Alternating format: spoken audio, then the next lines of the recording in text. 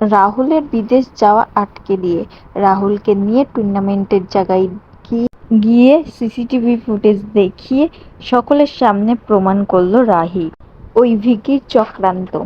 তো হ্যাঁ বন্ধুরা, শুধু তোমারই জন্য ধারাবাহিকের আগামী পর্বগুলোতে এমনটাই হতে চলেছে। রাহুলের পথ আটকে লাক্স, মিমি, রাহি এবং মিমো বলে এখন রাহুল বিদেশে যেতে পারবে না। তখন রাহুল রাহির ওপর ক্ষিপ্ত হয়ে বলে, না, আমি এখনই চলে যাব বিদেশে। তার কারণ এটা প্রমাণিত হয়েছে আমি অপরাধী। রাহি তখন বলে, রাহুল আমাকে একটা সুযোগ দাও, আমি প্রমাণ করে দেবো আমি তোমার কোনো ক্ষতি চাইনি। এই কথা বলেই রাহি রাহুলের হাত ধরে টানতে টানতে টুর্নামেন্টের জায়গায় নিয়ে গেল। তখনই জিয়া ভয়তে মনে মনে ভাবে, এ কি, রাহি কি সব প্রমাণ করে দেবে?